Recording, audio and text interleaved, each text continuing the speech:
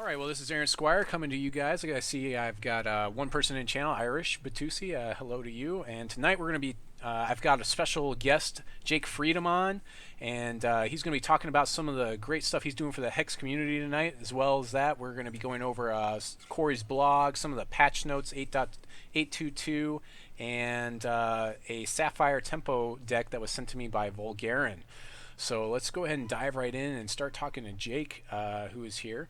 So, Jake, let me just ask you, like, what kind of content are you going to be like doing, or what kind of stuff do you plan on doing going forward with your Twitch streams and your YouTube channel? Yeah, I caught about every 3 or 4 words there, but I think I know the question is, what kind of content am I doing with my channel? Is that correct? Yeah, that's correct. That's correct. Okay. All right. Well, basically, the content that I'm kind of putting out there is, just kind of, hex how-tos and just demonstrations of gameplay because originally when I started this, I've never played a TCG before in my life, and I've always wanted to try to get into Magic a little bit, and it was always such a big game, and I'm like, I don't even know where to start. So then when I saw Hex come out, I unfortunately missed the Kickstarter, but got into Slacker back, and I'm like, okay, this would be a great opportunity to learn a TCG, and along the way, help other people that may be new to TCGs, help them into the game and help them understand it a little bit better by showing them some different tips, tricks, and hints and things like that through YouTube and possibly Twitch in the future. Right. Okay. Well, that seems pretty awesome. So, so you're saying you're pretty new to TCGs. So, like, how much experience do you actually have with TCGs? When the alpha invites went out for everybody, that would be about it. That's when I first actually started playing a real TCG. I can't classify Hearthstone as a TCG, so I mean, I played that a little bit prior to this, but it's just yeah. So that outside of Pokemon and Hearthstone, I have absolutely zero. All right. Well, could you go ahead and plug your website and stuff before we move on to the next segment and let people know where they can go and find you? Yeah, I try to do, multiple videos a week. I try to do one every day, and sometimes it just doesn't work out. But you can check out my videos at youtube.com/JakeFreedomJF. Like I said, I try to do a video there every day, at least every other day, and I always do a video every Saturday. That's a ritual there for Hex Update Saturday, and that just goes over the patch notes and things like that, and what was rolled out that week there. And the reason I chose Saturday was because Hex is 6, and some people consider Saturday being the 6th day. So I'm like, it fits. So we'll do Hex Update Saturday. Yeah, that sounds like a good thing. Actually, I did see your Hex update last week, and that was really interesting because you actually pulled some stuff that I didn't know about, that people were talking about on the forums, and I thought that was really good because most of the time I just go to the public Cryptozoic releases that they have there. Mm-hmm. So that kind of segues us to our next segment where we're talking about some of the different things that are going on in the Hex community. We found out that Cory is actually, he has a blog now, so we'll go ahead and zoom in on this. And he's basically talking about, he's going to be talking about some other insider stuff from his perspective. He's going to try to do it every week, I guess. So there's no promises there, but the first thing he started talking about was some of the mercenaries in Hex and how the idea for that came along. Everyone knows that in the PvE content we're going to have these champions that are going to have these different talent trees, a lot like World of Warcraft, and when you open up different talents, it's going to give you different cards are going to open up to you, or different abilities are going to add to your deck, or it's just going to change the way it is that your deck works. But originally they had come up with an idea to just make it a lot simpler and just have abilities that unlocked. Hence these mercenaries, and they originally threw the idea away, but Cory tucked it away in his back pocket, as to say, and then he brought it back later. Another interesting thing that they talk about with this was the fact that the mercenaries were going to be exclusives that were non-tradable, and that was something that everyone was against over there, and Cory held on to that for quite a while. But eventually, after doing some other analysis, he decided to make the mercenaries tradable, which everyone is happy about now. So, any thoughts on this, Jake? What do you think about that stuff? Any thoughts about that, Jake? Yeah, I didn't catch a whole lot of that end part there. With thoughts on the mercenaries, with them keeping them, non-tradable, I think you were saying, or tradable. Right.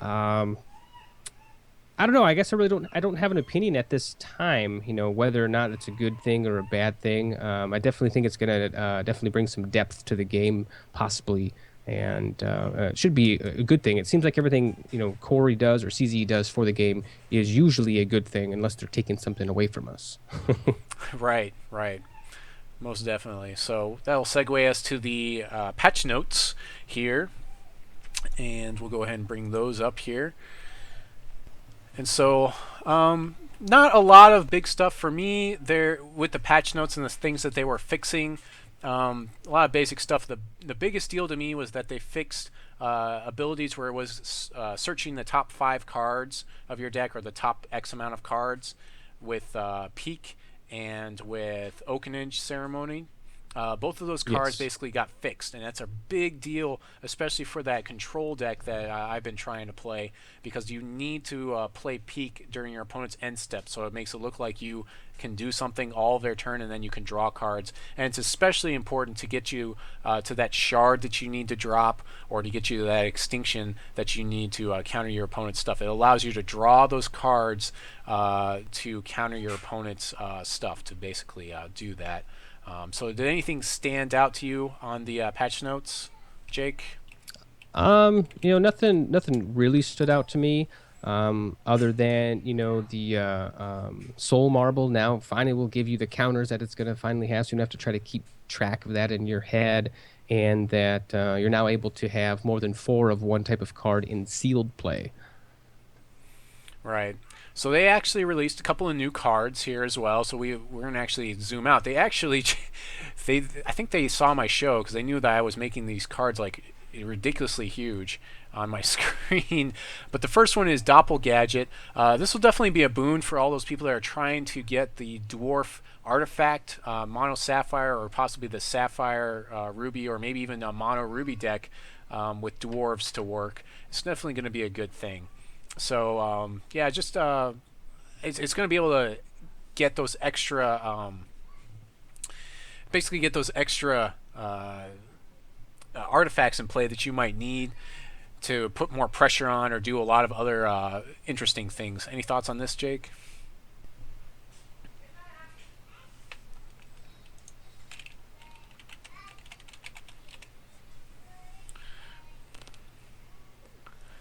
I caught about the I know. Yeah, we're having there. some trouble with the audio here, so it's my fault. It's not his fault for the audio. Any thoughts on the Doppelgadget there, or what do you think about it? Yeah, actually, this is actually a really awesome card, especially for 3 costs, and you can take any particular artifact that you obviously control and transform this into that. I mean, you could, for Secret Lab, now that they up the cost to 4, now you can, get a Secret Lab out for 3. The Fate Rack, if you're doing, a mill deck, a command tower, give your, things like that. The surge mechanism, I think it is, that there. Right.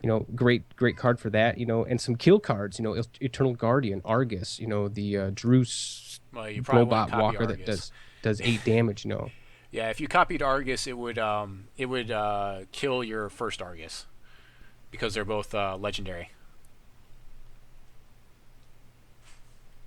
Yeah. Yeah, I think I was talking about copying a unique probably wouldn't work. Yeah. I understand that there, Well, but yeah. I think those are all uniques, but just kind of throwing things out in my mind there. But Right. Yeah. Copying cards that are less than this maybe not be such a great idea, like Ivory Tower, but if need be, it wouldn't be a horrible idea. Right. Well, you can change it later. You can change it every turn. So you can make it an Ivory Tower for a little while, and then you get something else in play, and you can make it that instead. Oh, okay. I guess I wasn't under the impression that you could actually change it after that. Okay. Yeah. So then that. Yeah, so that's like the neat thing Okay. about Yeah. this. We keep stepping on each other. It's because of the lag. Yeah, definitely. Anyways, so another thing that's interesting about this is like the first, the second card that actually can copy cards. The first one being Mimic. Mimic costs 4, and that's the typical cost that we'll see, compared to like Magic terms. The reason why this costs 3 is because it doesn't become a copy right away. You have to wait a full turn. It says at the start of your turn, you may transform this artifact into a non-shapeshifter artifact. It's also restricted to only artifacts, so you can't copy other troops or anything. So, very neat thing to have. Yeah. Yeah, definitely a great card. I like it. So here's another card that, with Eldrin's Distress Signal, we've got a card that's more of like a build-up. Hey, what's going on, Botero? Type of card where it is that I guess it's very flavorful. We've got this distress signal that's going to go up, and then if I have 3 troops, I can exhaust them and then turn it into the imprisoned. And the imprisoned guy looks like this. After it comes up, there he is, and he's basically unusable until it is that you can. But you can give things flight, and then if you deal damage, what is it? You have to deal damage with 3 troops to your opponent, and then you can free him, and he turns into liberated. It's a lot of work to get him to this state, and then he goes crazy. Look at him; he's like tossing like some sort of like blue magic and red magic, both blue and red. It's a lot. This card here. Face value, I'm not a huge fan of it. It just seems like it's slow going. I mean, yeah, each iteration of the card has its own unique abilities here, but I just think once you get it out once you bring out the constant, it's just going to be a magnet to get that off the table of the board as soon as possible. Since it can give troops flight, and the things you have to do with it.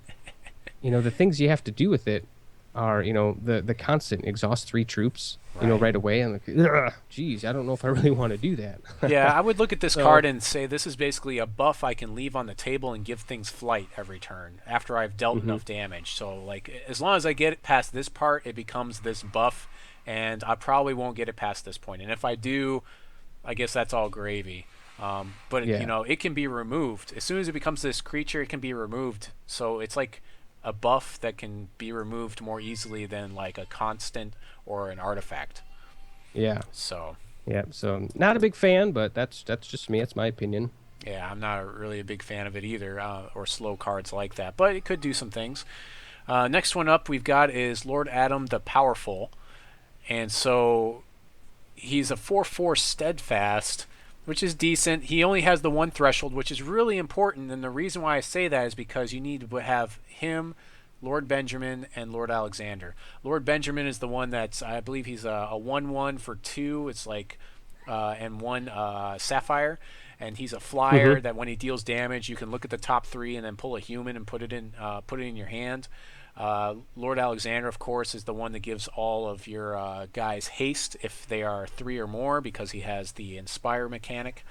So actually, Lord Alexander would haste this guy into play. But when you get all 3 of them, you can make the Triumurative, which looks like this. It looks pretty badass, but at the same time, again, it's one. You've now traded 3 cards for virtual card advantage of 1. So if your opponent murders this right out of the bat, right as soon as you do this, that's going to be a painful day for you. Plus the chances of you getting there. Yeah, the thing that I'm confused about this particular card here is it says you have to void them. Do you have to void them all at once, or can you void them one at a time? You're voiding them all at the same time. It's this, and this to create the Triumurative. It's not like you can create multiple Triumuratives. It's unique as well anyway, so no, you can't do that. It would be neat if you could, but it's basically making them all into this. So now at 9 toughness, it will be difficult to get rid of. It's going to make people want to play murder maybe a little bit more, but a lot of other cards are going to have a hard time dealing with this. Sure. Yeah. So Basically, anything that I deals guess, with fists can deal with this, but yeah. yeah, it's more of like a, hey, look at this, I got it to work, awesome. What's it's not going to be a this is my main deck, I'm going to do this every time type of card. Right. Right. You would think maybe at this, like maybe if it had like spell shield, I think that wouldn't be overpowered. I think that would be pretty reasonable. But Hmm. I mean, I guess as soon as you transform it, it has speed, so you can attack with it. The other thing is that you got to think about is you're giving up Lord Alexander's speed bonus to all the rest of your troops by doing this. It's kind of a big Right. deal. I mean, you kind of Yeah. give So up a lot. yeah, you do, and like I said, I don't know. It'd be neat to do it, but I don't think Yeah. it'll be like a It's not. It primary doesn't seem thing. very competitive, but I could be wrong. We could both be wrong. Last one up here is the Gearsmith, and this is going to be pretty awesome for people uh, that are trying to do that dwarf deck where it is that you're getting those artifacts into play. The best thing about it is you draw cards, put an artifact in your hand, and then it gets cost -1. Awesome. Hmm. I mean, this is amazing. It's a 1-drop. It's a 1/1. It's got a lot of value to it. This is an automatic for like anyone that's playing those dwarf decks. Right. Right. Yeah, and this card here, since you are able to pull artifacts out of your hand, it's going to be great for that artifact-based deck. If and also it's going to be great for decks that aren't really an artifact-based deck. You just have a few artifacts in it, and then let's say you throw Doppel Gadget in there, you pull him out, and all of a sudden you're transforming some things into others. So you could have a artifact-based, non-artifact-based deck all of a sudden. So I think this card here, being what it can do, is pretty powerful, and I'm guessing we'll probably see it used quite a bit. Oh yeah, we're gonna see a lot of play out of this guy. To your point, with like only a couple of artifacts, typically when I'm playing with cards like this, where it is I'm only gonna look at the top 3 cards, I like to have at least 30 or at least like 33% of my deck, at least 20 cards like artifacts, something close to that, Hmm. because I need this actually to happen for me. And so 1 out of 3 seems pretty good. You're 60 cards in the deck, it's about right. Sure. But you could play with less and just hope for the best. But I would think this is going to be more heavy artifacts, maybe even up to 30 artifacts. You're going Right. to play with this guy. So that's another big one with Lord Benjamin too. It's like when I'm playing him, I won't really want to play a lot of humans, and any other humans that I don't play, there better be a good reason for it. Hmm. For sure. So let's go ahead and move on to the deck doctor. We actually blazed right through all those patch updates and stuff. And of course the children are acting up in the background. But here's the deck we're going over tonight. And let me just make it a little bit bigger possibly. Hold on. It's acting up.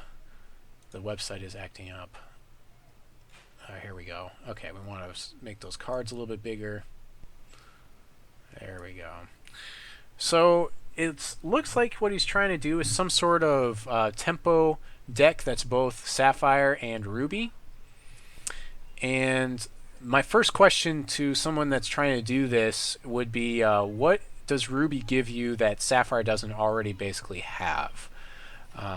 That's the big thing looking through this. He's doing an okay job. There's a couple of 3-ofs and other stuff in here. He's only playing 1 Shards of Fate, and his curve could use some work. So I think that's where we're probably going to start. Any thoughts of this right from the beginning here, Jake? Oh, I guess I've lost Jake. He'll be back, I promise. We might just try to do audio here. That might help out. Okay, it looks like we've gone to audio only with Jake, so I'm going to go ahead and remove that from the things so you don't see a silly Skype thing in the corner. Jake, you still with me? Yep, I'm back now here. All right, awesome. I hope that it gets a little bit better now that we've gotten rid of some of the video, but probably hasn't. Well, so far so good. So far, so good. Okay. Yep. So any thoughts on this right from the beginning of things that you're seeing, some problems with the deck, or things you might want to change right off the bat? Not really, other than, possibly Ash Harpy. I know Ash Harpy is a good end game, like, hey, I've got you on the board now, I'm going to deal all my damage to you. But it's expensive, 6 cost, 2 threshold, 04, 04 flyer with speed, rage 4. It's not immune to a lot of stuff. So I mean, if you're up to turn 6, everybody's got 6, 7 resources, in their pool. You know, Yeah, it's not going to do a it's lot for you. not immune to getting removed immediately. Right. So that Right. might be the only card I might switch out, try to play around with something else. But all the other cards in there for control, great cards. You got the counter in there, you got the ripples, the Buccaneer. Yeah. Definitely have the Thunderbirds for the rage. Those are great 2-drops. So Yeah, a little bit prohibitive at the 2 threshold, but other than that, yeah, definitely, Yeah. it's an amazing card. Very offensive. No Mhm. defense. No defense on here other than just killing things and tempoing them. So either kill it with Ragefire or Burn, or tempo it with like Time Ripple or Buccaneer. And by tempo I mean basically it's going to come back, but for this turn I can push some damage, type of thing. So let's go ahead and look. Yeah, great, well-rounded deck for sure, though. Yeah, I think it's got some interesting things going on. So the big thing I said to him when I sent this back, because I responded right away to this because he wanted feedback on this before the last tournament ended, the Hex TCG Pro, what was it? It was basically that community tournament that we did that just ended. I'm not sure if it's going to top 16 or not. I think it is. If it is, I'm going to still be playing. But some of the things that I thought, the first one that came to mind was, what is his name? The Hawk guy, the Ruby guy, this guy. So Royal Falconer in this deck is one that I'm seeing played a lot. It seems like a lot better than that Ash Harpy. Okay. Costs less. It's less prohibitive on its threshold. And so the neat thing is you play him, and the Falcons get power equal to the Master's power. So at the basic, they are 2/2s because that's what his power is. But if you buff them with the champion that we have with Lionel Flynn, he gets +3/+0 permanently to his front end. So those they basically become 5/1s flyers, which is pretty sick, and you get 2 of them. So I definitely think that he needs to go into this deck. I've seen people use him to great effect with Lord Alexander, and so that also means, of course, we will probably be putting Lord Alexander in there as well. Let's see. So we've got him. Probably Lord Alexander, wherever he is. I'm not too sure about the Veteran Gladiator. I suggested actually pulling those, but let's see, where is he? Another one we could play in here is Ruby Pyromancer to buff a lot of things. This is just a classic card for a lot of Ruby decks. That actually does give me a reason to go into Ruby more than some of the other things in this deck. So Sure. Yeah. Ruby Pyromancer, I do like that card because it's such a low cost, and you can bring out other low cost cards too and just give them that buff immediately. Right. So I do like the Ruby Pyromancer a lot. yeah, it's an amazing card. This is more of a sideboard card. I haven't had a lot of luck putting things on the sideboard with this client lately. Is it erroring? Is it still erroring? Yeah, it's still erroring. So we won't do that, but Ember Spire Witch should probably go on the sideboard if you're going to play it at all in this deck. What else have we got? Wizard of Silver Talon could be interesting. The problem is his senators are cost of 2, so they don't get haste. That's the other thing that's neat, is if we have Lord Alexander and that I always forget what the guy's name is. The guy I just picked up with the Falcon, the Falconer, the Falcon guy with the Falcons, the Falconer. If we have him, those his Falcons gain haste because I think they have converted mana cost or converted resource cost of 4, so they definitely are more than 3, or 3 or more. Rocket Ranger, we need to have artifacts for, so that's not going to work. We've got the Falconers in here already. Fulmination, maybe, maybe not, probably not. Crimson Clarity might be one we could play in here. Maybe, to get to that Falconer faster. Phoenix Kabbalist is decent, but he's got that prohibitive 2 threshold. So we're going to probably get rid of a lot of prohibitive thresholds to make the deck run a little bit more smoothly as well. It's debatable whether we should get rid of Ragefire or not. Yeah. I don't think I'd get rid of Ragefire at all. Because outside of, I mean, since this is a control deck, I know you're trying to control the deck, but I like to have some type of security in my deck where I do have some form of targeted removal. Like, okay, if I don't have anything out, but I do have this in my hand, I can at least target something to get rid of it. Maintain the board state. Right. Right. Yeah, I think we keep Ragefire in, but it wouldn't be wrong, I think, to pull it out for consistency reasons. Sure. Mentalist is going to draw cards. This is decent, like maybe as a 2-of buff or something for everything else in the deck. It gives me more reason to play certain things. Mm-hmm. Probably can't play a lot of this other stuff, though.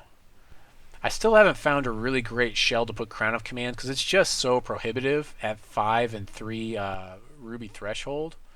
So I might try to do... it'd be nice if Cryptozoic made this 2 Threshold. I think that's what needs to happen if they want this thing to see more play. Otherwise, it's not going to see enough play. It's too prohibitive. Maybe if we get some more dual shards in the format, that will see more play.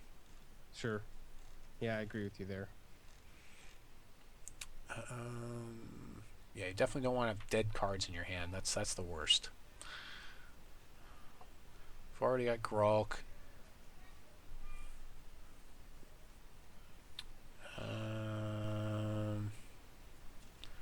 Probably just end up playing around with the numbers. So I think Jake is on point. We'll probably just dump that Ash Harpy right away here, and shouldn't be actually too much work to get this deck in a line, really.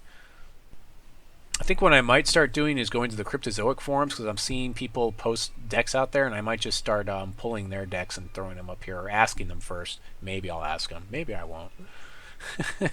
Yeah, well, it's in the public domain there, so I mean, you could just put them up without asking, but yeah, I'll watch the show and say, hey, take a look at my deck. I don't know. So, Crimson Clarity is really a big question mark for me. How many, if I want to play it at all, or how many I want to play.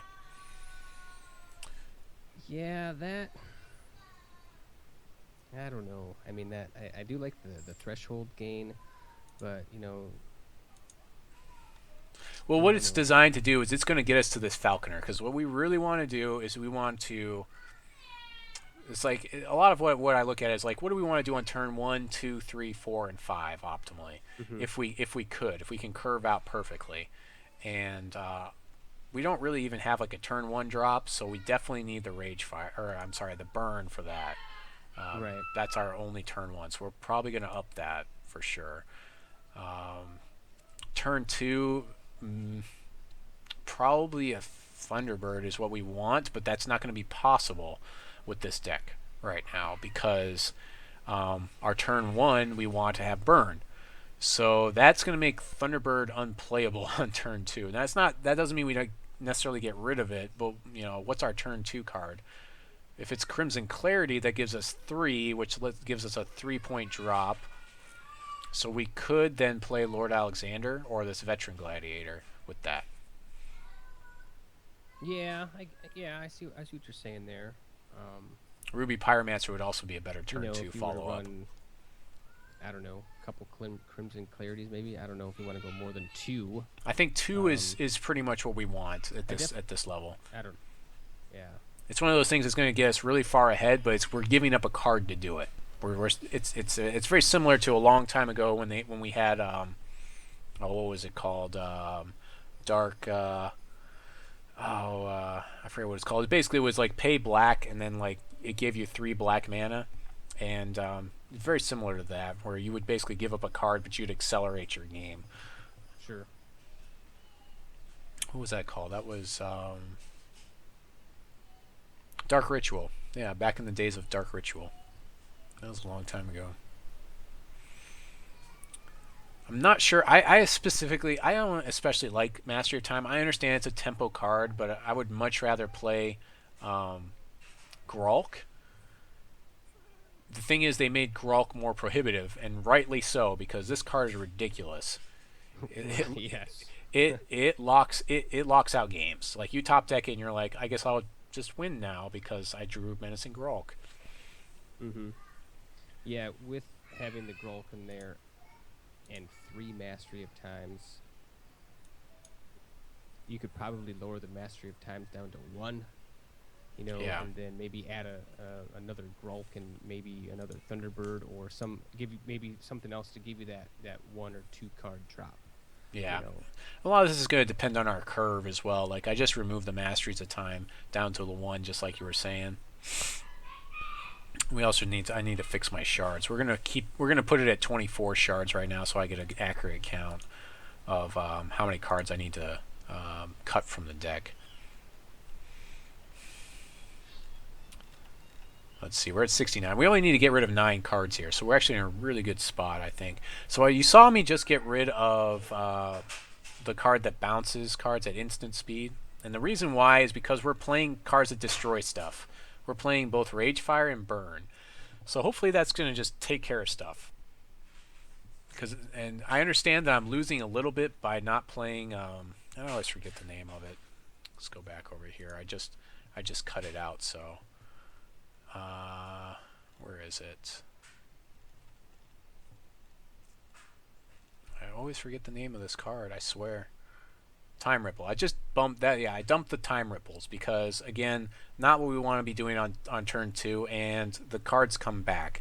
And so because we're in Ruby, I'd rather just remove the cards. Let's just kill the cards and not have them come back at all.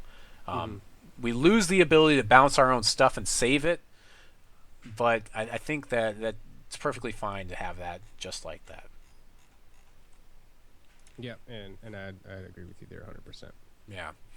Mesmerize does almost nothing for this deck, except for a counter like Fist, but we should get there before Fist. So I think we can either move this to the sideboard, or I'm going to get rid of it completely. It's also basic action speed, which is not what we want. And it's not what we want to do with 3 mana.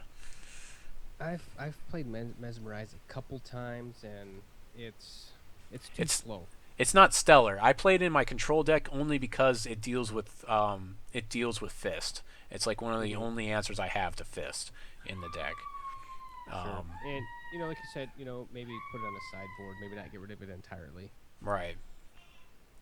With a deck like this, you might be fast enough where Fist is just not gonna matter, especially when you're playing Buccaneers. Buccaneers will also tempo Fist for a turn and help you push through damage, and he'll be less consequential that way. Yeah. So I've been going back and forth about Eldritch Dreamer lately, thinking about how I might rather just have Spell Shield on him. Unfortunately, that's in a different shard than what we have available, so we'll end up putting the card drawing on him. But I think that there's definitely room to be talked about, like with Eldritch Dreamer and putting that Spell Shield on him. Because 3 damage that just basically can't be blocked is pretty sick every turn, even if it's not drawing me cards. I guess it all depends on what champion we're going to put with this deck.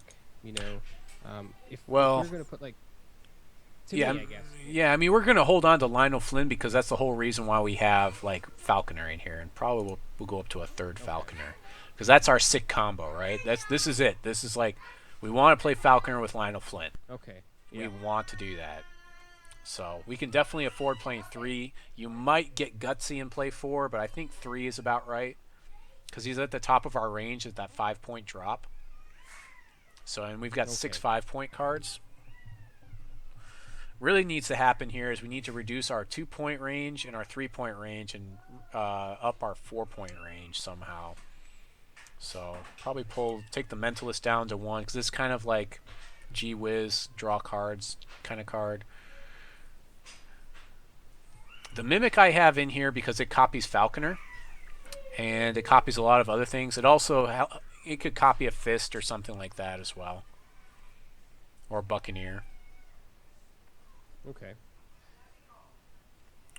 The deck's going to be really, really fast, so we may not actually need 3 Buccaneers because there may not actually be any troops in play when we play them. So I think we can safely go down to 2 Buccaneers right now, and also 2 Gladiators. Thunderbird, I don't know if it's going to happen for this deck. Yeah, I think you're right there. You know, I could see, 2 gladiators before the Buccaneers. Just because. No, no, I think you're right. 2 Buccaneers, 2 gladiators. I think that's good. Yeah. Yeah, I think that's pretty good there. So we're reducing our ranges. We're down to 61 cards. Um, what's Countermagic doing for us? This is really a question we need to ask. So we're going to want to play troops as fast as possible. Countermagic is going to help us avoid like a sweep. So 2 is probably about right there. Oracle Song is going to smooth out our draws and help us get to our combo of Falconer. Yeah, I think I can just dump this Thunderbird because it's just not doing enough for me. It also doesn't block at all. Mm-hmm.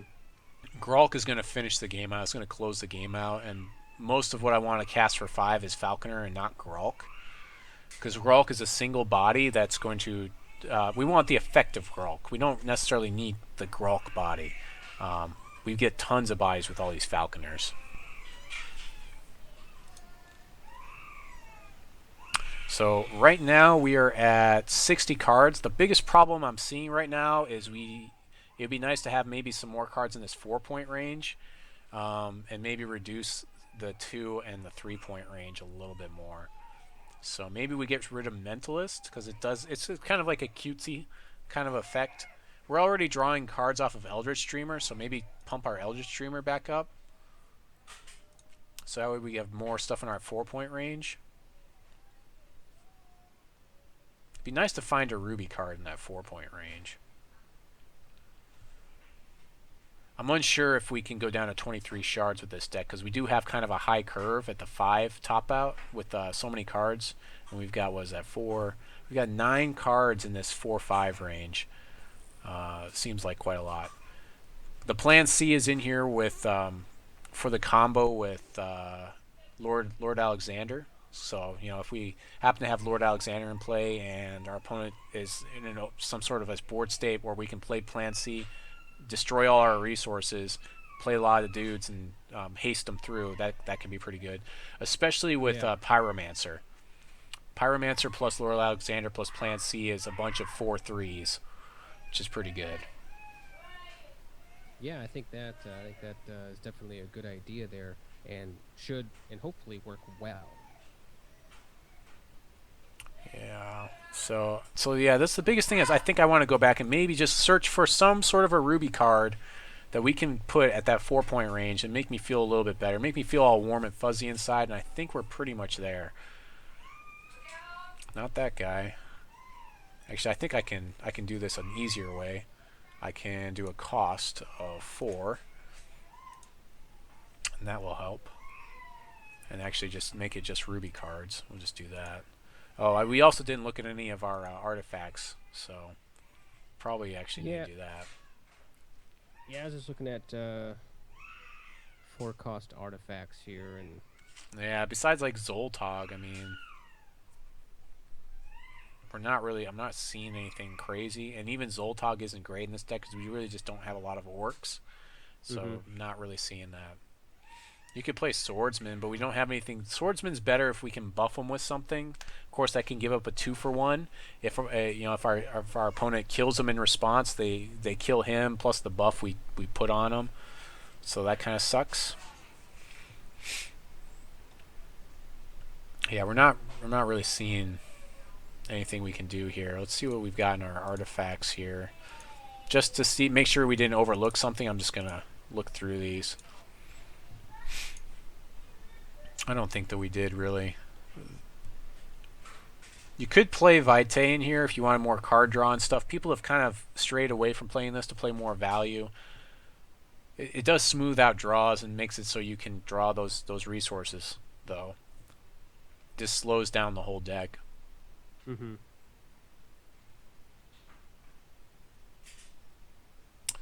Not seeing a lot. Maybe a Sapphire Shard, you could play that because it's going to be easier to cast if you wanted to. But if you did play Sapphire Shard, you'd probably remove Ragefire for it.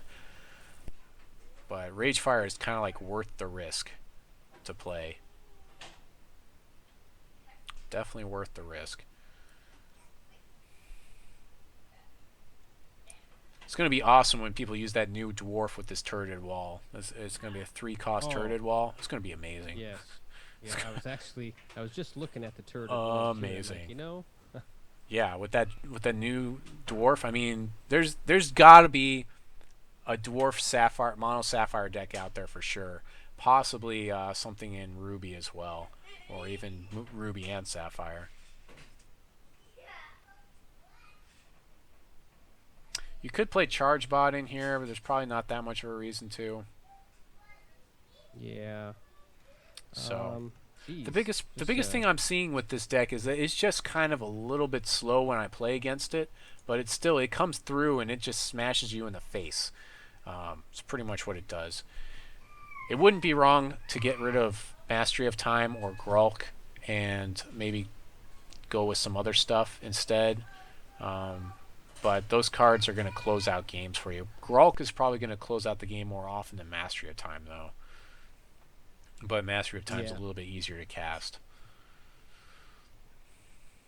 Yeah, but it's one of those deals with Mastery of Time is, you want to be able to cast it at a time where you can deal half damage that one turn and then half the damage the next turn. And, if you're one turn off and it's just, it's not really a situational card, really, I don't think, but it's just, it's more of a, I got to time this right. If I don't, I'm going to lose. Worst case scenario, Mastery of Time draws you a card. Best case scenario, wins you the game. So, I mean, it's two opposite ends of the spectrum, really. I mean, 5 to draw a card is really pretty bad, but, usually when it's drawing you a card, it's also letting you play an extra resource, which can get you ahead. So it's kind of like, it's almost like a ramp spell when that happens.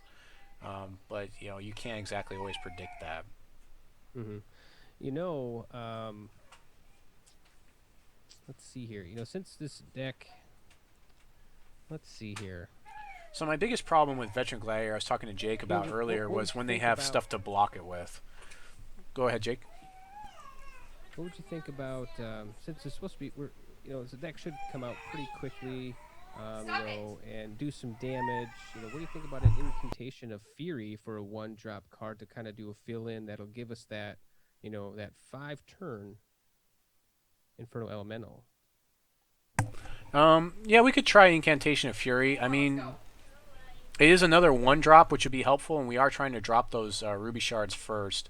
It feels like this deck is moving a lot more towards Ruby, surprisingly, than it is towards the Sapphire that we started out with being closer to. So I think it's not in PvP. I think it's just in Alpha, if I want to look that up, that Incantation. Yeah, there it is, right there. So, I mean, we could play this. I'm probably actually not looking at all the cards because I clicked on PvP. I bet you there's cards that I'm missing, too. I always forget that. They kind of, like, update them in, like, kind of a wonky way. Mancubus, probably not. The biggest thing is he just doesn't take control of stuff. He takes control of stuff that is the same power as him as lower. Now, you could, with the champion, it is doable, I guess, but it's not really that great. It would be funny though, because you could take Argus from your opponent with this guy. If you use your champion ability on him, you could pay 2 and take Argus. But you couldn't take like a fist with him unless it is you could buff him again. So this is kind of like saying, play me in a deck with more buffs that can buff my front end so you can steal stuff. So Veteran Gladiator again. The natives are getting restless. I can hear them. How much, if we're looking to, are we looking for like card? Yeah, I mean, not really. I mean, it would be nice to buff up our 4-point range, but I mean, you can kind of look at this 4-5 range kind of similar, as it's basically the top end of your deck. Mm-hmm. So it's just nice to have a nice curve going in, and so like in order to get there, we would need to reduce our 2-point and our 3-point range is what would need to happen. Sure. So, but I think we're mostly there. There's a couple of options here. So you could get rid of this Mastery of Time. to play some other stuff. That might help out quite a bit. How many 3-cost troops? We have quite a few of them. Well, most of it is like this. We've got Countermagic, we've got Oracle Song, which is a lot of filler in that 3-point range. We've already reduced our troops down quite a bit, so we've only got like, what is this? That's 4, 5, 6. We've got 6 troops in that 3-point range. So most of what we're seeing there is Countermagic, Oracle Song, and some other stuff. Well, I was just thinking, what if we threw in a Phoenix Guard trainer and then give our troops more flight, but we don't have a whole lot of troops to deal with in the first to work with. Right. I mean, we've basically got, what is that? That's 1 if you count the Mimic. 4, 5, 6, 7. Of course, he makes guys, but that doesn't matter to us. 7, 8, 9, 10, 11. When we're doing this count, that is. 12, 13, 14, 16, 17, 18. So we've got 18 troops in this deck. So there's going to be hands where we're going to draw like Burn, Ragefire. We're going to need to kill everything that hits the ground first, and then draw some threats. Yeah. But we do have Oracle Song to help us get into that other stuff. We do kind of want to get to that late game combo. That's right. Like our big thing is like play Lord Alexander, play Royal Falconer, swing for a lot, and then as long as our opponent can't deal with it, win on the next turn. Which is what I've seen a lot of these decks do, surprisingly. So, but I think it's pretty good. I don't know there's that many more changes. The big one I'm looking at would probably be Mastery of Time, getting rid of that. And again, the disclaimer for every episode of Deck Building with the Squire, this is like the basics of what you look at when you start building a deck. You start playing a deck, and then you start making changes to the deck. But having these basics is going to save you a lot of time and headache. Right. For sure, because you won't be playing like a bunch of 8-drops and be like, why is it that I draw these 8-drops and I can never play them and I get killed first? You know? Yeah, that's kind of how I do. I'll build a deck and I'll play it a few times and like, okay, this isn't working. Let's add this. Let's change this, that, and there. So probably the biggest one is looking at the curve, looking at this mana curve, because you kind of want it to know whereabouts and have a good feel for it. And some of that just kind of comes with experience. Mm-hmm.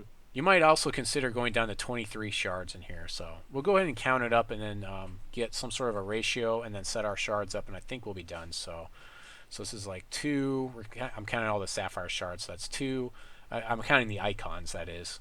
3, 4, 5, 6, 7, 8, 9, 10, 11, 12, 13, 14, 15, 16, 17, 18, 19, 20, 21, 22. So we've got 22 Sapphire icons. And the reason why is because double threshold is something you need to account for. So that's what this count helps you do. 2, 3, 4, 5, 6, 7, 8, 9, 10, 11, 12, 13, 14, 15, 16, 17, 18, 19, 20. 22, 26, 27, 28. So there's 28 Ruby. It's just like we said, it was a little bit more into the Ruby side of things, but not by too much. So you could probably go maybe like an 8, 12. And the reason why we would go with it like this is because we really need to play our turn 1 Ruby cards and our turn 2 Ruby cards. If that wasn't as much of a thing, we would probably go back and go with maybe more of like an 11-10 split.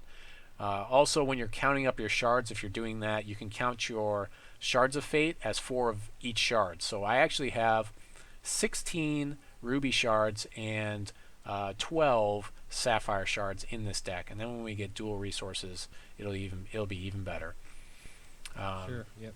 Yeah, I guess I never counted Shards of Fate that way. I just like, okay, if I get this, I'm just going to play what I need. I guess I never counted it as a shard, but it's good. That's good advice there. Yeah, that's definitely a good way to look at it. When you're looking at your resource base, or what if you're a Magic player, Magic mana base. Another thing you can do is count up the total amount of cards that you have. So you can count up like all of the Sapphire cards to see how many Sapphire cards compared to how many Ruby cards you have to see what the chances are of drawing a Ruby card versus a Sapphire card, and to also help you with your when you're deciding on how many shards to put in a deck. But usually I find that doing just the straight up ratio by counting the icons works pretty well, especially like when I'm doing things on the fly like this. One last thing that Jake and I were talking about. Jake is a little bit of a new player looking at Shards of Fate. We went in depth on this a little bit, and I talked to him about how it is that he felt like this is a card that he wanted to have in like 3 shard or 4 shard decks, and maybe in the double shard decks, maybe as like a 2 of or a 3 of. And I said to him, if I could play 23 dual shards in a dual shard deck, I would do it. Because that means that every shard I draw and then I play will be able to play every card in that deck, which gives me consistency, which is really, really important. And so that's why it is that whenever I play Shards of Fate in a dual shard deck, it's really difficult for me to play less than 4 of them right now, because I need the consistency. The only time I would choose to run less than 4 Shards of Fate in a deck is if the deck is needs to come out of the gate really fast. So something like maybe what's it called, gas troll deck, where I have a low curve and like the top of my curve is 3. Then I would consider it. Even then I still play it. But and when I say the top of my curve, I'm talking about the highest converted resource cost. So Sure. Yeah, when you put it that way, it's like, yeah, that that makes complete sense. And yeah, why wouldn't you run it? If you look at it that way. right. Exactly. So I think we got the deck pretty much where we have it. I'm going to go ahead and post a link on the YouTube when this gets on YouTube a little bit later. You guys didn't have a whole lot of questions for us. You guys have any questions for Jake before we sign out? Otherwise, I'm going to kind of like do the sign out and let Jake plug his stuff, and then we will say adieu until next week. I don't see any questions coming up here. Of course, it takes a minute, so just kind of go over what we talked about today. So today I had Jake in here with me. You guys can only hear him now because we had some technical issues. But make sure to check out his site. I'll go ahead and let Jake plug his stuff again right now. Yeah, if you want to go ahead and check out my videos, they can be found at www.youtube.com/JakeFreedomJF. And again, like I said, my videos are probably more geared towards the newer player, since I myself am a newer player and just trying to help out people getting into the game. Yeah, excellent content from Jake that we're seeing come out. Just really high quality stuff, and he's just going to keep getting better. And as he keeps getting better at doing his content, he's also going to become a better card player. And so make sure you're getting in there and giving him some comments, giving him some constructive feedback, and just overall being nice to him, because it takes time out of everybody's schedule to do this content. And we're not getting paid for it, so make Yes. sure it is that you're really taking care of the other people in the community. Moving on, we talked about Cory's blog and how he was talking about his little story, his little anecdote about how we got mercenaries in the game, which was really interesting. So I encourage everyone to go over and read that. We also talked about some of the patch notes and some of the important stuff going on with how they're fixing the game and adding on more functionality. And then finally, we went over this Sapphire Tempo deck, which actually kind of became more of a Sapphire Ruby combo-y deck. So hopefully that's Volgaren will respect what I did with his deck here, and he'll like what I did. I hope that that he likes all the changes I made. And other than that, this is Aaron Squire signing off, saying God bless you and your families, and try not to rage too much out there.